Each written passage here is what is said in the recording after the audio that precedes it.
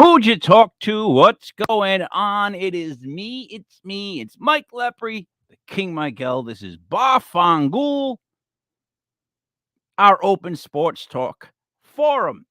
It's brought to you by legitpodcast.com. Also, check us out at https double dots two slashes legitpodcast.airtime, AIRTIME.pro.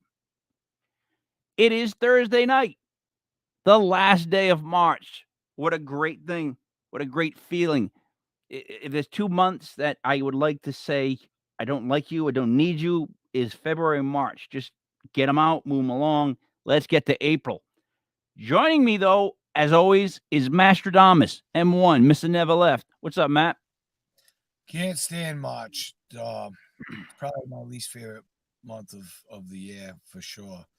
I'm doing good, and it's one thing that I was thinking about that I remembered about Bar Fongool last week, and it's so funny because I love, correcting or bringing stuff back up. We were talking about Mayweather and fights that won or lost, blah blah blah. It was Castillo, the first fight, and it's funny because I sent you the link to the fight, and I ended up going ahead and I watched it again myself because I just love boxing that much, and I love good fights, and it was a great fight. But it was great because you get to hear Mayweather at the end, and what's really great about going through the moment is you're waiting for the greatness to drop. You're waiting for somebody to take them out. You want that taste of defeat. You want to see the greatness lose, and you can hear it in Larry Merchant's words, like he's going, "Oh, you really struggled, against Floyd Mayweather." And I listened to him a little bit more closely than ever today or the other day, and he was like, "I fought the dude one-handed. I had a bum arm." And if you look at the second match, King, he smacked him. And he really is telling you the truth. He fought the guy with one arm, and he really tooled him in the second fight. Did he lose the first fight? I think he did. I think they gave him a little bit of favoritism. But boy, oh boy, I do think that he was telling the truth when he said, "I did what I did with one arm, and this is what I did. This guy's not comparison to me." And he absolutely murdered him in the second fight. So does that take away from the greatness of Floyd Mayweather to you? I think it adds to it, to be honest with you. I think it adds to it because Castillo is a great fighter, and he did, like, it's funny, right? Because I say he lost the fight, but if you look at the fight and you watch the fight and you know he's got one arm, then you say to yourself, "Holy shit!" Yep, one arm is definitely a holy shit moment. Let me just give the date because I forget that. And you know what? Hold on. That was early Floyd. He was young at that point. So it's March 31st, 2022. That's 03312022.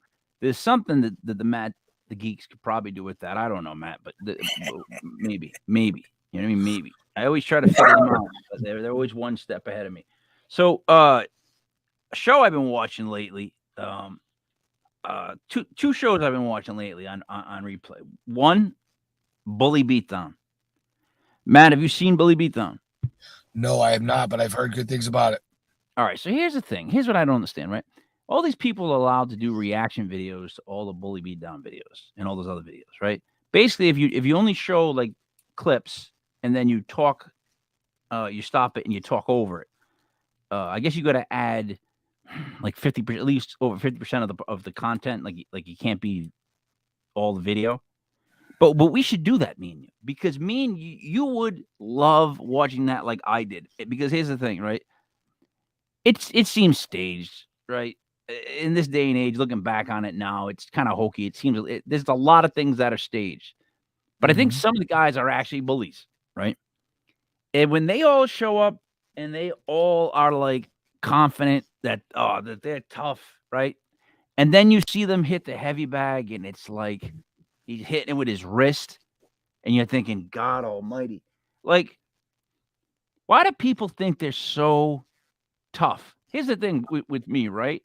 I have a bad temper, and I would go after someone that's slightly larger than me, and I'm not small. Yeah, But if it's a big dude, a real big dude, and I know what the ending's gonna be, Matt, I yeah. know enough to be like, as long as he's not like, slapping my wife and shit like that, I'm good. I'll just be like, cool. It happened to me at the George Thorogood concert. Those 6'5" bikers that were waiting to stab somebody. I could see the guy had a knife on him. He bumped me, King, and I my was like, nose my is bad, my crooked. bad. My nose is crooked. I got scars on my Me too. face. My eyebrow is cut in half. I'm a warrior. I love finding people, and not anymore. I don't really like fights anymore. I'm not a big fighter anymore, but it's still in me. Like I've learned to deal with my emotions and not let people get the best of me. If I allow somebody to make a reaction out of me, then I let them win. But boy oh boy, do I have a big mouth when it comes to people piping off at me and getting a razz out of me. I remember, boot camp was a lot like jail. And there was the biggest black kid, and he says to me, he goes, "You just want to get along with everybody." And it's true. Like I do want to get along with everybody. Like that's what I would love for to happen. And that's not going to be the case. But I ended up just saying to him, like, "You, hey, fuck you." And this is the biggest dude in the land right there. And this kid's like Goliath. But every night we did UFC after dark, and it was fun. But I got a big picture of this guy coming to try and clean my clock, and I'll tell you right now, I'm a clock that loves to get clean because the mouth has always got a motor to it, and I'll tell you, it's a tough to be in a tough guy world, but at the same time, those big tough guys that you talk about, they almost like don't think you're ever gonna rock them. So when you walk up on them and you blast them, they go down and they fall just like everybody else, but they don't think. They have this intimidation factor, and I'm the least intimidated person there is because, for one, I don't really get rocked too easy, and I do like fighting, and I like to prove people wrong. See, all right. So see, but that's again, I think that's an age thing, and I think that's an era of growing up thing. All right. Absolutely. Let me explain why I think this. Right. First of all, at my age, um, I don't want to have to fight. That's the last thing I would Absolutely. want to have to do. I'm gonna end up hurting my hands. If I take a couple of shots, it is what it is. I'm not really worried about that part of it, but it hurt my hands mostly. And I'm afraid that I'll go to jail. How about that? More importantly, Absolutely. I'm afraid that I'll hit somebody so hard because I gotta let me bring in the new guy, Brendan. What's up, Brendan? What's up, guys? How you doing? You What doing up, good? new guy? Speaking of that, hitting someone so hard, King. The last time we talked, I was down at my friend's house in North Situate. My buddy, covert soldier, he went overseas with the special forces. He had a buddy at a party. He threw his hands, and I'm telling you right now, like you let your missiles fly, you better be ready. And you better be ready for the damage is done. He hit somebody, the kid popped a brain aneurysm. He spent 5 years in jail. Ugh. See what I mean? We're talking That about bully beatdown, Brendan. that's I what was you gotta wondering. be ready for. You better be ready. And like you said, King, you got a family. Every time, like I haven't been in a fight in a long time, but the next time I do, if it ever happens, it's to defend myself to make sure I see my family again. That's So what it is. all right. Before I get back to bully beatdown, Brendan, let me just give you this story real quick. This is the last time anything physical had to happen to me. So it had to be, I want to say 3 years ago, 2 years ago, 3 years ago, within maybe 2 years tops. I don't know. I ended up going to see Bill Burr by myself up in Boston. I backed up into the parking lot that's black, pitch black, right? And the guys, he yelling at me to back up. He's yelling back up. I back up just too much, and I bump someone's car. Now they're yelling at me that I bumped someone's car. So now I know I get that after the show, I got to deal with the fact that I put like a tennis ball dent in this car, people, and I know they're gonna give me a hard time. So that's already on my brain, right? I watch Bill Burr. I got a guy who refuses to acknowledge the fact that the armrest can be multiply shared. Like, he refuses. He's got this big arm that's just hanging on it, right? To the point where, as my temperature was rising, watching a comedy show, I hit him with my elbow, made his arm drop, and took the spot, and he stared at me, and I stared at it. We stared at each other for like a cold 10 seconds, and I went back to the show, and so did he. And then we shared. But so I'm like, all this. I get out. They close one of the stupid things down, and you can only go one way. So it's like a herd of cattle. It's all just me by myself, and all I'm thinking is going back to the car, got to deal with the people that I bumped. It's going to be a problem, right? I see college kids whipping each other. Now, I don't know if this is something that just they did or you've ever seen this done before, but I'm saying they were grabbing like one kid by the arm, and they would whip him like two guys would whip him like he was a bowling ball, and he would crash into people. And I was like, the first time I saw it happen, I was like, I got really tense, and I was like, oh, please don't come this way. Like, all I kept saying in my head was, don't come this way with it. Don't come this way with it.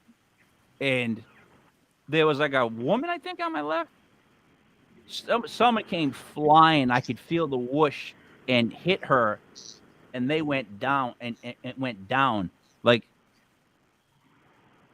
when he got up, the kid, right? He got up. It was this red-headed kid, and he went to about here, and he was laughing, and his friends were all laughing, but there was still a crowd. And I think it's because it was on my left-hand side that I immediately felt like that's exactly where I would have kept one of the kids, the wife, whoever I was leaving a place with. I turned and hit him with an uppercut, and it never left my shoulders. So, like, I did it where I turned, and I went as hard as I could, but I never made it so that, like, they couldn't see me in the crowd throw a punch at all. I hit this kid, and it was my wife gets mad when I discuss like this. By the way, you ever notice, like, wives, they don't want to hear you to discuss fights? When you talk about a fight and it's talking, they just have to get uncomfortable. Stop it. Why are you talking about that? Why would you talk about that? Why would you talk about such a thing? But here's what happens. I hit him with one of the best shots I've ever thrown in my entire life. I caught him so flush under the chin that this red-headed, powder-smelling college kid just went flat to his back. But here's where it got scary, and this is the part where I explain to people, and some people don't understand it. I don't understand it either. Everybody in my area collapsed. They all went down. I can't explain that to you. When the woman got hit, I punched the kid. The kid went back. People fell. It got weird, dude. People all fell to the ground. And, like, my immediate reaction was, I got to get out of here. I don't care about anything else right now. I just nailed this kid. I'm out. So I remember I jumped up on a woman's back, stepped onto a guy's back. I swear to God on this one, and then jumped and ran down the escalator, and I was out. When they collapsed, I jumped on people and stood on them and walked over them to get out because I was so, dude, I didn't know I could do that, but my adrenaline. Was this in Boston? Boston Garden. Well, the new one. Boston, who are you going to see? TD Garden. Bill Burr. Bill Burr. No shit. That's no fucking laughing matter. No, I always wondered why they never like got my image but I was wearing a hat with a hood, and you couldn't see me throw the punch. Quite honestly, that's the best thing that I learned. The one thing that I learned was that you keep it inside your shoulders if you're inside of the court, because you don't want to give anything away. I let the kids comment. So bang, man, I just turned and drilled it. It was, you know what? I felt bad afterwards, but then I didn't, because then I got back to the car. And these little hippie sons of with like sandals and stuff were giving me a hard time about it. And they're going like, so I didn't have my insurance. I didn't have anything with me. So I'm like, here's all my other information. What? And the guy, and then as we're starting to, like, finally they're starting to leave and I'm starting to go home. Like, the little kid goes, you sure it's not in your glove compartment? And I'm like, yeah, I'm sure that's where the first place I looked. I said, that's why I looked there. It wasn't there. I said, I don't have it. He goes, you want me to help you look? Matt, I was like, is this going to turn ugly? That's all I said to him. Is this going to turn ugly? He's like, what do you mean? I mean, like, is this about to turn ugly? Like, I just told you I don't have it. If you keep asking, it's going to turn, because I was still psyched from the friggin' last thing. Mm-hmm. Anyways, I get on the highway, and I'm finally on my way home. Now, I don't know if you guys have done this too. And then I almost was like, it's almost like I wanted to, like, cry, Matt. Like, I was so, like, spent from being like that up for that long that I was done. What's that? I've wanted to cry. Yeah. So, anyways, these guys on Bully Beatdown, some of them have no idea how to throw a punch, like at all, and it just makes you go like, how are they bullying these other kids? Are they just pushing them? Are you just being pushed to the ground? I've been in a lot of fights, and to be very honest with you, I don't know how to throw a fucking proper fight, a punch. It's legitimate, like turning your wrist and snapping it, throwing it from the base with your fucking legs. Like, if you go into a fucking gym, they'll show you really how to throw a fucking a new. Stop saying the F word. How can I tell you? Let me stop saying it. Brendan, let me ask you this. They'll show you how to throw a Hadouken. Brendan, here's my issue, right? So you're of our younger generation. They're like Pepsi. So I feel like your generation has more guys that will tell you they're tough, but they're not really tough. And I mean, no disrespect to you. I mean the people of like, because you're born in what, the 80s, 90s? Yeah, late 80s. Late 80s. Like that's a big difference from where I come from. Like that's a big difference. So yeah, like I said, everything was changing when you kind of went to school. Everything was still kind of chaotic throughout the 90s, but then they changed for the 2000s. So I mean, that's when you started to get these people got less tough. I don't know how to explain that. They just did. Would you agree on that? I think that of the generation behind me, because I think with my age group, there is more that was brought up like around the same kind of values and like traditions and like fighting. Not as much, because it did fade away when I was in high school. It was still prevalent, and there was some tough kids, but it wasn't as people didn't want to use their hands. You know what I mean? I also grew up in a very rough area, so people, you know what I mean. You were always wondering if you were going to get in a fist fight if someone was going to try to stab you or shoot you. Really? So see that. All right, stab you, shoot you is a different set of circumstances than what I would say that I grew up with. But what in my day when I grew up, there were fights every day. Every day. Yeah, there was fights every day. I would be in a fight whether I wanted to or not, just about every day. There would be a pig pile called at least once a day, where they would knock some small kid down, and if you didn't jump on the pile, the big kids would make you next. There were so many things that I went through as a kid, like in my day, like, and it was just normal. No one even really, we didn't even, like I said, poor gentleman Dave, Big Dave, got beat up every day. If it's just me, but when you walk in a room, you look at every man to size them up, and you look at every female, see if they're hot. Wow. I like the road you're taking us down, Matt. That's something that I grew up with too. Me and my buddies talk about the same thing. When you walk into a room, you size everybody up. You look up every guy, like, oh, I could take him. That guy might be a problem here. You know what I mean? You check out the scope of the room. I still do it to this day. It's just something that happens in the back of my head. Well, that's not about being tough either, though. Because that kicks in, especially when you have kids. Like I go into a place, and one of the greatest things, Brandon, I'll tell you, 6 feet. So, Brandon, me and you the same height. I think being 6 feet is tall enough to see all the exit signs and to see over the majority of people for when I might need to get out of there. And that's what I think of more than sizing people up nowadays, because here's what I've learned about sizing people up. It should only be one punch. There should only be one shot. Everything you're doing you should know, like, you know what it is? All right, so back to Bully Beatdown. They don't even know. Hold on. I think those are one and the same. I think the exits and the sizing people up, it's all safety precautions. That's what I'm saying. It is. No, it is. That's what I'm saying. I'm telling you, it's a different version. It's an older guy version. It's more. I'm more looking at the safety signs and stuff like that. But like that would be my issue. All right, so Bully Beatdown. So you just watch some of these guys get like destroyed, and like the wrestling part is the toughest part for the MMA guys, because you can't strike, you can't like do anything like that, and you're trying to get a guy in a chokehold or submission. And like one show, they had this kid that was in decent shape and was a decent wrestler and made the whole first round because he kept going flat, making it hard for the guy to just move him. Like he was heavy, just as heavier as not heavier than him, and was just like letting the pro do all the work, and it was hard for him to just even get him down. But the majority of the time, they're lifting guys heavier than them over their heads, slamming them. But by far, the worst would be the leg kicks to the stomach and sides during the fighting round. Not the punches. But have you seen them?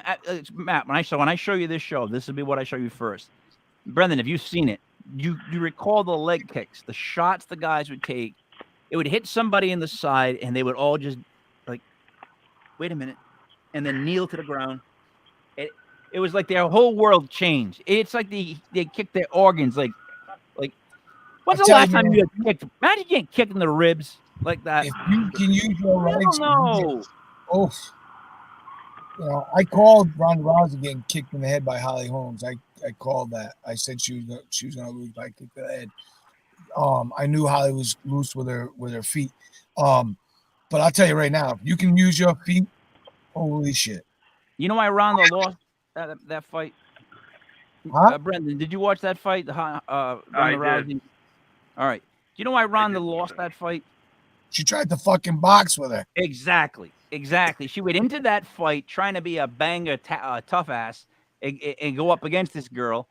And it's like, why in God's name do you train to be as good as somebody at something else that they do? You're not going to make it in time. You're not going to be as good as they are. And then where does that leave you? What's your game plan? Why play to their strength? Why did she do that? Brendan. And Holly Holmes is a world-class striker, too. So it was just a huge mistake by her coaching. It was awful.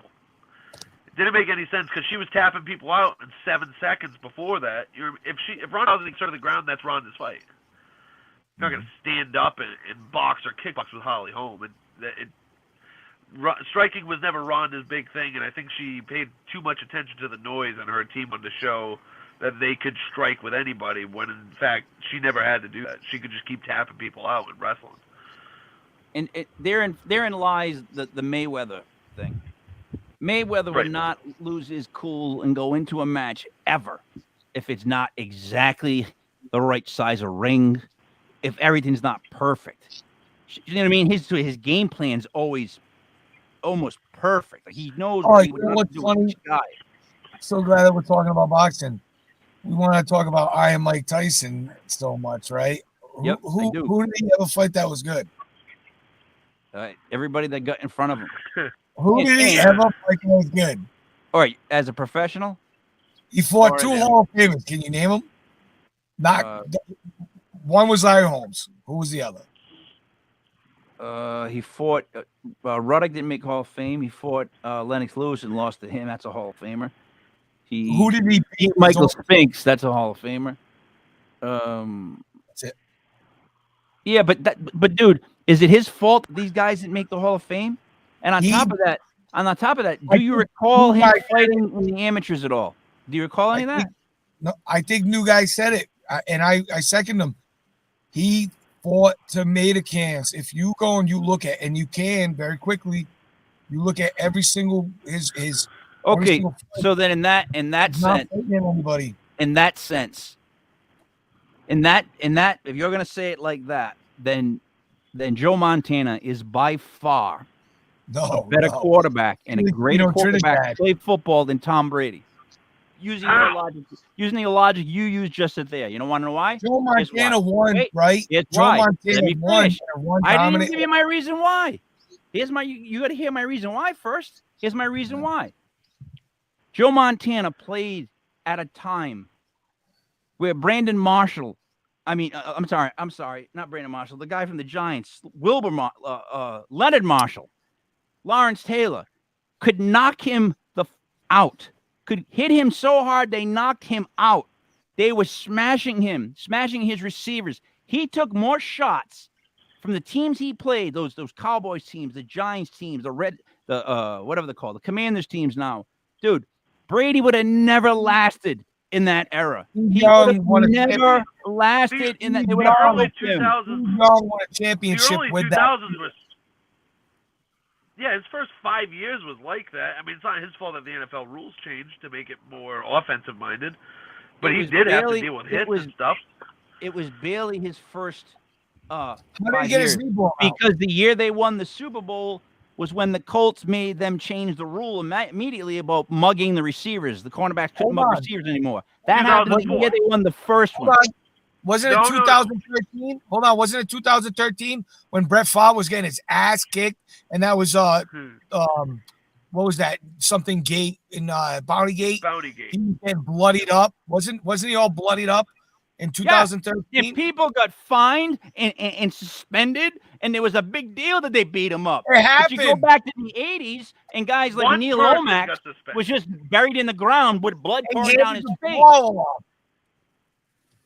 First down, and also that Colts thing wasn't until after the 2003 season when they beat up the receivers off the line, because 2001 they didn't even play them in the playoffs. Right, it was so like 03, 04, so they changed it in like the 05 season. But that wasn't. That wasn't because of Brady. That was because of Peyton Manning and the Colts.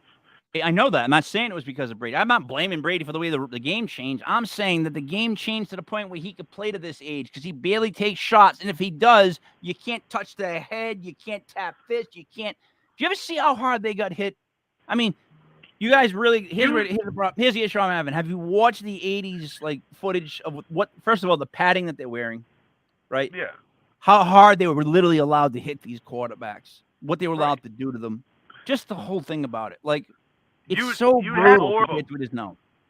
You'd have more of a point with saying that Joe Montana was the greatest if Brady didn't like almost double him in Super Bowls. Brady's got 7 Super Bowls. It's not like they're close and it's like 5 and 4 or 4 and 4 and 7. How many did Joe lose? How many times did he get knocked out of the first round of the playoffs? Amen. Okay. Amen. Again, let's go back to how different the game of football was back then. It's exactly why I say there's no way LeBron James is better than Michael Jordan, because LeBron never had to play with the Jordan rules, with the way they used to play basketball. I know for a fact that basketball is so different from the mid-'80s to now that it's not even the same game. It's not even close. It's so much different. It's just 3 and D, up and down, shoot deep. Never. It was always about cutting, crossing, moving, bang, bangs, picks, all the stuff. Not about that anymore. So to do what you're doing now is not as big a deal as in back then, Matt, is what I'm saying. If you're going to say, take somebody out of a time period and say, well, this is that, I'm going to tell you, you take one of these guys now and you put them back in the 80s, they would have got their faces kicked in. I'm telling you. Brady's also playing better teams than the Niners played at that time. It didn't matter how great the teams were that the Niners played. It was the ability to smash people, to hit a receiver, to just maul people to death. It was just so many more cheap shots. It wasn't I love you, you love me, kumbaya sort of sports world for crap's sake. It's not like Tom Brady is. It's not like Tom Brady is like Robert Griffin III or Michael Vick with his legs. He's a backup, drop back, prolific passer, and his biggest attribute is his mind. Are you talking about Tom Brady right now or Joe Montana? Because I swear to God, you could be talking about Joe Montana. What did you just say? I'm talking about Tom Brady. You're talking about somebody who could play in any generation. Like his not Joe Montana. No, Joe Montana. Listen, you want to talk about Joe Montana? Talk about wins, losses. Go look at the. No, listen. He was brilliant. Win-loss record of Tom Brady and Joe Montana. It's not even comparison. That's because of the teams. I'm talking about the quarterbacks themselves. You just said somebody that's great in the pocket, has great. Joe Montana was on a team that overpaid the luxury tax and got penalized every year. The Patriots don't pay to the freaking cap. Why are we comparing the Patriots and the 49ers when I'm talking about the quarterback, Joe Montana? Joe Montana got to play with the best receiver ever. Tom Brady never won with anybody with the best receiver. That's right. But he did lose a Super Bowl with the second best wide receiver of all time. I don't know. Right? See what I'm saying? This is, dude. I'm not even saying. Hey, as number one. I'm not even saying. Probably two. And I think Devontae Adams is better than both. I'm not even saying that I agree with myself. What I'm saying is the way that you position that last comment is unfair, because then I can make an argument like I just did. Because if I take a guy from an older time when it was much harder to deal with shit, put him in now, don't tell me Tom's career wouldn't have been shorter if he played through the 80s. Don't anyone say that it would have been shorter. Tom's not a soft dude. I mean, he takes hits and keeps moving. Like, listen, there's no right now. I could give a fuck about Tom Brady because like he left the Pats, obviously, but to argue is great. I mean, to compare it to the Niners and the Patriots and like that, you got to talk about the level of competition if you're gonna say it's the same comparison with the Tyson thing. So which NFL was better? I mean, for God's sakes, Montana played the Bengals in the Super Bowl. You know what I mean? Like. They weren't exactly facing some of these teams that Tom Brady's had to face. They weren't playing with. I mean, if the 49ers football is just ridiculous. If the 49ers dynasty team played that Patriots team in a dynasty, if we did like a dynasty tournament, are you telling me that 49er team wouldn't beat up that Patriot team and win? That Patriots team would kill them. The Patriots. Listen, the athletes today are better today than they were back in the 80s and 90s. You'd be depends on which year. Listen, Matt. Listen. First of all, the rules would be 80s rules. Everything would be switched back to the 80s. This is how we would have to do it, right? If they're playing the 80s. Physical early 2000s Patriots defenses would throw around the Niners. All right. So the best team that they had was probably the team that didn't win the Super Bowl. That went 18 and 0? 18 and 0. I disagree. First team ever to go 18 and 0. They stormed. They're the best offense. I disagree. It was the best.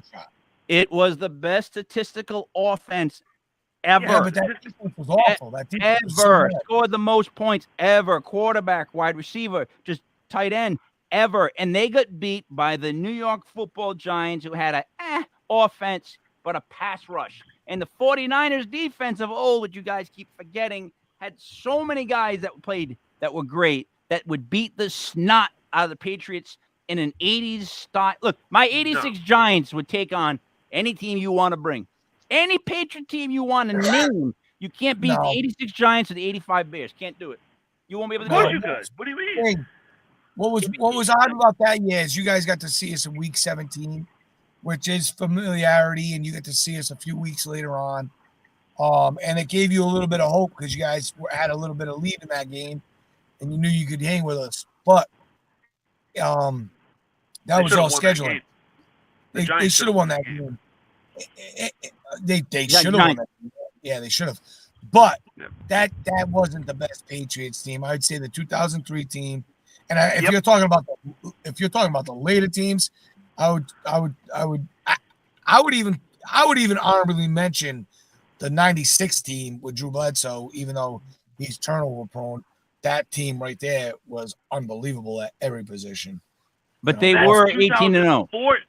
That 2014 Patriots team, when they had Reeves and Browner, and that offense was cooking too, they had the tight ends. I mean, that team was one of the probably least talked about teams, just because they talk about they talk about a couple of years later with the Falcons.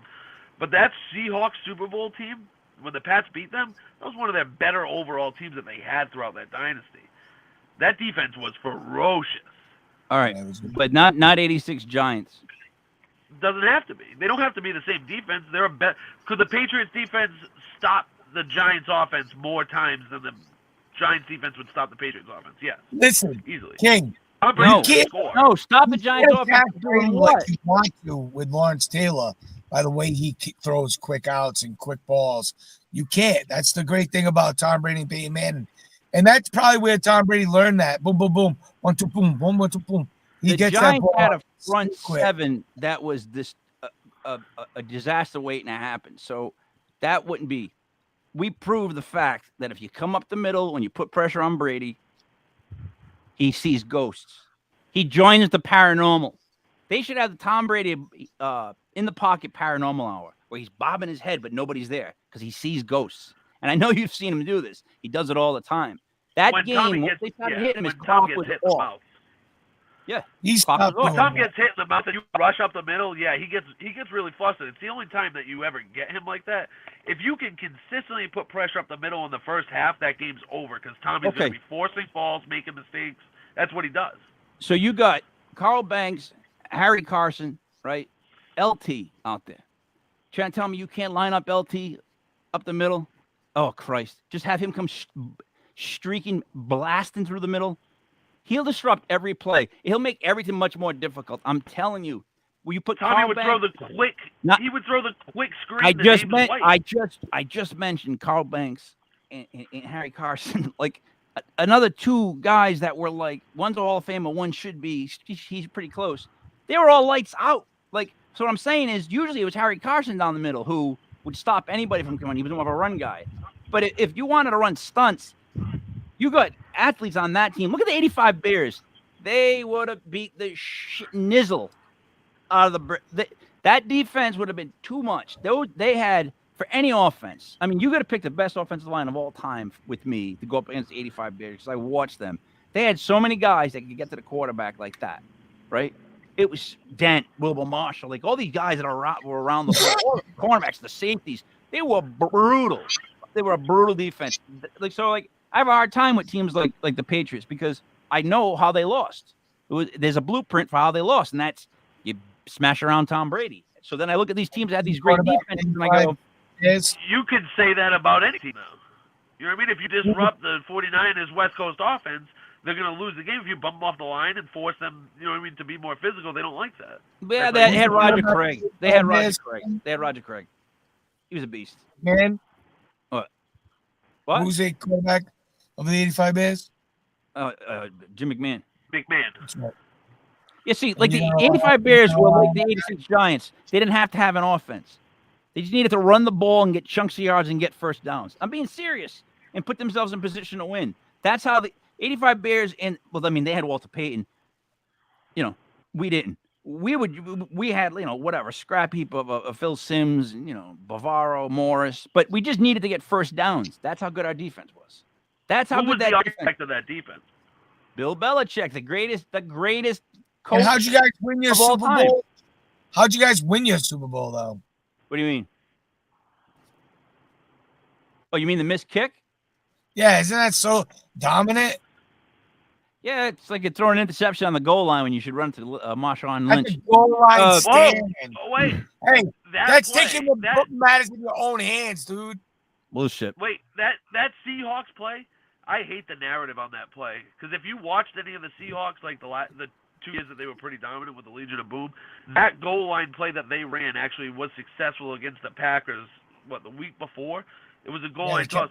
They were one of the worst goal line offenses in that league that year. Like, they couldn't run the ball on the goal line because everybody They had the best goal line back in the league in Marshawn Lynch. They were one of the worst goal line offenses in the league. It was They were literally one of the worst. Let me tell you something. Anybody worth this grain of salt would not have run a play again the following game on the fucking goal line where it's the same sort of pass pattern, right? Especially after he puts in a cornerback that was prone to bumping people and known to be good, but he's more on the interference side. And that kid jumped the ball just like Belichick knew he would. That kid only was able to jump the ball with Browner. Because Browner made that whole play happen. New guy, I love that you said that I hate when people rob the fact that this was a goal line stand and they take away. They always try to take away for a field goal. They always tell you what should have happened. There was 20 seconds left on the clock. You cannot run there and get stuffed because then you have to throw. So you throw in the element of surprise so you don't force yourself to throw in a third down clock-killed situation. That's what you do. And you have 2 more plays to run if you throw the ball and it's incomplete. So you have 2 more plays to get off. First off, that's not what you do. Second off, the proof of that is that, we saw what happened. So whether you agree with me or not, it was not the right play to run. And let me tell you something. If I had Marshawn Lynch, I would hand him off the ball Because if there's one guy, that would beat his way up into the end zone, Matt, it's dude. Please don't sleep on Marshawn Lynch. If he got that ball right there, I'm telling you, he goes in. And I know that you guys don't want to hear that, but you give him the ball there, I'm thinking he goes in, dude. If you look at the alignment, the way it was, Lynch, you need two guys to take. Dude, he would have been so pumped to get in the end zone. They struggled all year to do that, though. It wasn't like not during that drive. On the goal. Again, it's a goal line situation that they struggled. It was a bomb to the 10-yard line. It was a bomb to the 10-yard line. He ran 5 yards to the freaking What I'm saying is, Marshawn Lynch, if we go back and look at I'll pull up the Super Bowl stats. At one point, he was the only thing they could count on to move the sticks. Marshawn Lynch was having not a breakout game, but he was dude. You give the ball to that guy on the give me a break. Like, give me a break on that. Like, for real. That's no way. No way do I call that. No way. Especially because if I ran it, especially if I just ran it 3 times and you run it once. I mean, I'd run it on the first one. You give him 3. You know what? Hold on. Time out real quick right here. Or I run a screen. You want to talk about how Tom Brady got a championship on a interception. He had the greatest fourth quarter of a quarterback against the best defense ever. So 2 things on that. One, actually what I did was, if you paid attention, was I proved your point wrong again by using a different comparison. That's the second time I've done it to you. Go back and play this. Second of all, it's you said that the Giants don't deserve it because of the missed field goal. I brought up the interception. You went crazy on that. So now I say to you, is it you think that any Brady win was more impressive than either of the 2 Eli Manning Super Bowls? Why do you call the Eli Manning Super Bowls with that defense? Eli had a little bit of a miracle in both. Because as a Giants fan, I had faith in the defense. I kind of knew what we were coming with. As a Giants fan, I know what it's like to back up Eli Manning. I know what it's like to have a Sunday where he throws 5 interceptions and I have to talk myself down from my roof. So I call the Eli Manning Super Bowls because if you go back and watch those Super Bowls, right around where the playoffs start, something goes on in that kid, and that's it. It was just like bing, bing, bing. Everything he did had a magic touch to it. You want to call it luck, whatever. That one pass to Mario Manningham, maybe the greatest pass in Super Bowl history. That throw was such a perfect throw. It was ridiculous. Like, it could only that throw could only be made like that. Other than that, you can't make that throw. Just exactly how I threw it. And just the plays he made. Everybody forgets the Steve Smith first down that he had to make, where he caught it right and made it right into the lines. Like, that kid catches so much slack for being Peyton's little brother. It's only now that people sound to like him because they get to listen to him talk. But people hated on him all the time. And as a Giants fan, I had to hear all the time about how bad Eli was. And other than those 2 Super Bowl runs, he had some games, I'm telling you, that were such clunkers. It made me sick to my stomach. But again, that's why I call those 2 the Eli Manning Super Bowls. Because if Eli Manning isn't there, we do not win those Super Bowls. Period. Like, only he, the idiot savant that he is, that I love, could get us through those 2 Super Bowls. That's what I mean by that. That one play on 3rd and 5 where he breaks out of the pack and throws it to a Tyree where he catches it with one hand is so, like, I could not even write that down and make you believe that it was going to happen. Right? If I told you Eli was about to get sacked, he broke out. Yeah, where Ty Warren got held. Yeah. Yeah. Look. If you want to go back and you want to look at the last 2 minutes, go ahead. You can't call hold on that play because of the way it was unfolding. Like, how are you going to call it? All the guys were spinning in a circle. I agree that they were rolling. They were all one big cluster. And you know what? And the ref, funny thing too was, the main ref was eyes on Eli. He was not looking at the offensive line. Yeah, no one was. 5 other refs. But no one was looking. That was a bad missed call. You can't call holding on that play. Ty Warren was pretty much tackled on that play. If it was just like a ticky-tacky hold, I'd say no. But when he's getting held and, like, his face mask getting turned, yeah, that's a little bit of a penalty, yeah. If you can't knock Eli Manning down with all that, shame on you. Because he's been knocked down by less. When you'll get held? He's been knocked down by less. He has. And he slung it. Just throw it down the middle. Dude, you understand something. I'm in my living room when he throws that ball. Because, look, so the whole week's leading up to it, I'm all over the talk show. I'm killing people from New England. I'm fighting with them, having big arguments. I know the shit that I would have to eat if the Giants lost that Super Bowl. But I knew, oh, my God, what I would be able to do to people if they won. And seeing him throw that ball was like, I swear to you, that ball took an hour. I'm just going, no. First of all, I thought he was sacked. Then when he throws it, I just started going, no. Because every time he ever throws it over the middle like that, no good. And then to see Tyree do that, hey, guys, I know you as a Patriot fans, it's got to kill you. Those two games got to kill you. Let's get off them. They got to really be. Listen. They tarnish it for you guys in a weird way because why the Giants? Why? No, but why the Giants? Like, what was it with the Giants? True or false, right? You think Coughlin maybe can somewhat not outcoach, but is probably one of the best head coaches with Belichick? You don't think he knows Belichick better than most people do? No, I think that defense was unbelievable, and Coughlin did coach a good game. But I don't want to look into it and say he can coach toe-to-toe with the greatest to ever do it. Coughlin always coached well against Belichick head-to-head. People don't realize that an undefeated team should have probably lost Belichick 4 or 5 times that year. But he knows Belichick. They weren't perfect. That team was flawed. Like, their defense is flawed. And if they would have took a loss or two in the regular season, they win that Super Bowl because they could have worked on a lot of different things that they didn't see because they won. Winning covers a ton of shit. So, the Giants, right?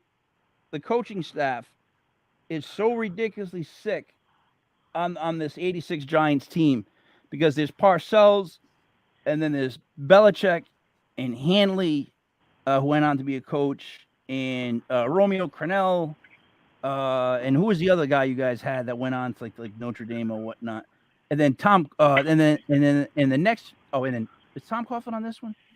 I think Tom Coughlin was on the 90s. Tom Coughlin was coached in the 90s as a wide receiver coach. This 86 Giants coaching roster was big. It was big. It was a big roster. All right, let's move on to this other thing that I was looking at.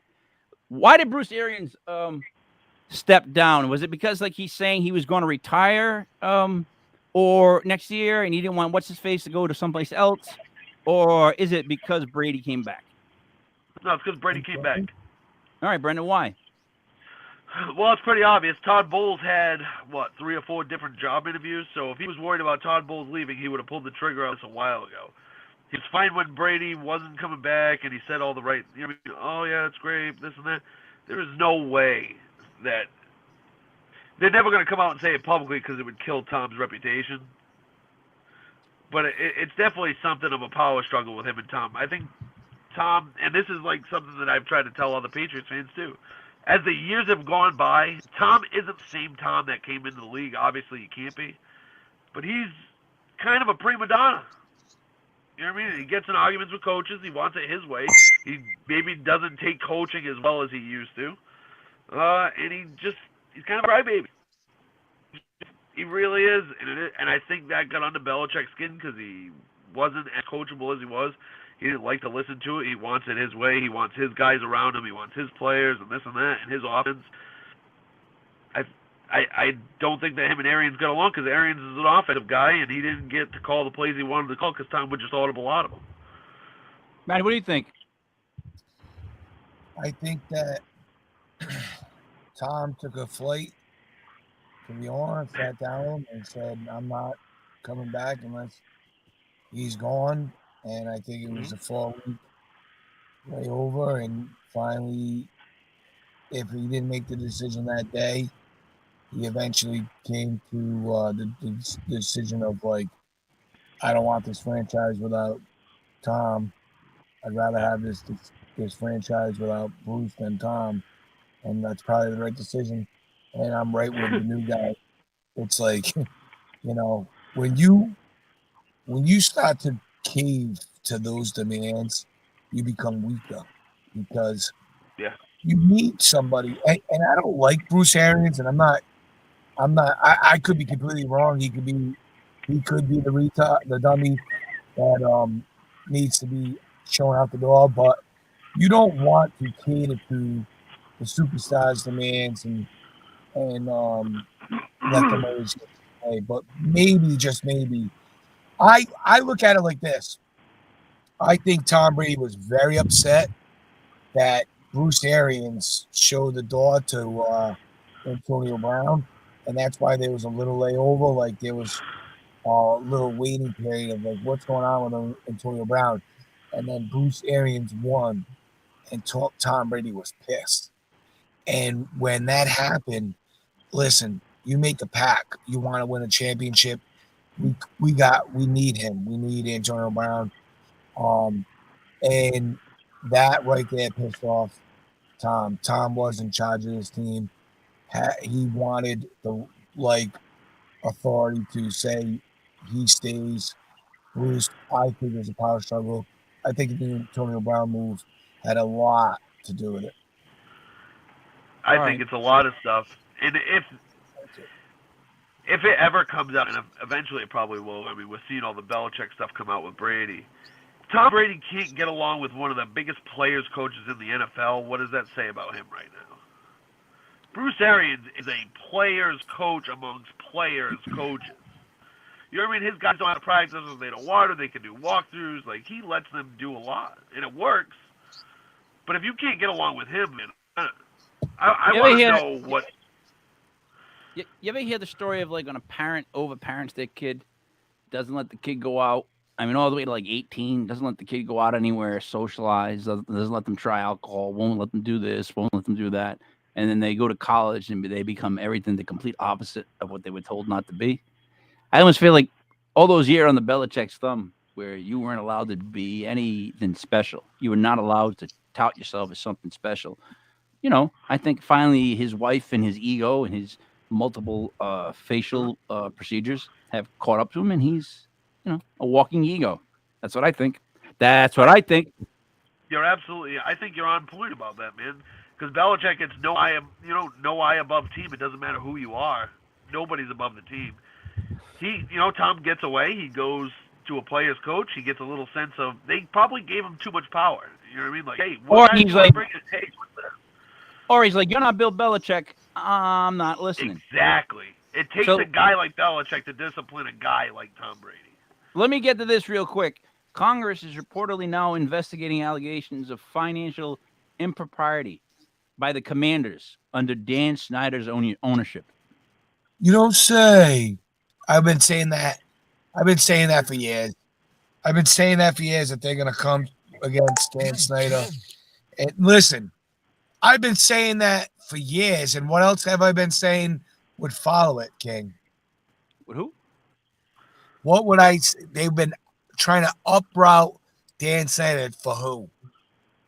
They're trying to get Bezos in there. That's right.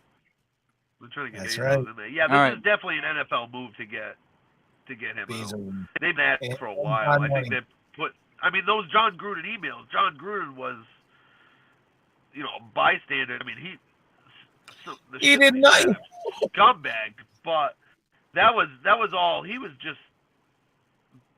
You cannot, because they went after Snyder. You cannot judge people by words they used 10 years ago, 20 years ago, 30 years ago, 40 years ago. I have a hard time with looking up old stuff and then taking it and being like, oh, look at this. If me or you are saying a joke, exchanging a joke, and it's something between us, it could be really bad to other people. Yeah. Dude, just the way I talk, the vernacular I had as a kid growing up, like I would offend people the minute I spoke. If I was hanging with my friends, it was ridiculous. It was not saying it's right, just saying how it was. Hey, so how it is. So this weekend, guys, I've got 2 paranormal shows I got to do. Not got to do, but I'm going to do. We're doing one tomorrow morning at 10 a.m. live. Thank you for that alarm, Matt. That is right. It is tomorrow at 10 a.m. Thanks, Matt. Appreciate it. And then we have the normal one on Sunday at 7 p.m. However, tomorrow at 10 a.m. we have Tiffany Rice. She's a medium. She's actually very well known. So is that like what size is that? That's not a large. No, it's not, yeah, she's medium. Yeah, she's medium. She has her own website. She charges phone call readings, all these different types of readings.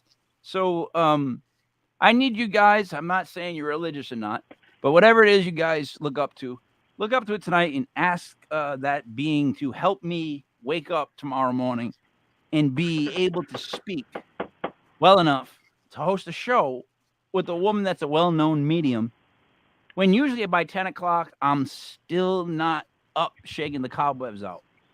Not like I'll get up early, but then I always go back and lay down on the couch, take around 9 o'clock. See, there it is. That's around the time, Matt. Thank you for the alarm. Right around 8 o'clock, 9 o'clock, I lay back down on the couch and chill with the dogs. That's usually my time where I try to wake up, like really get myself going. So I need you guys to help me out with that. If you get any advice other than a lot of coffee, I'll take that too. But I got to be alert. It's going to be kind of hard to be alert when someone's talking about stuff like that, and I have to ask them questions. You know what I mean? Right? Paranormal medium early in the morning, 10 a.m. Doesn't it seem a little rough to anybody? Just me?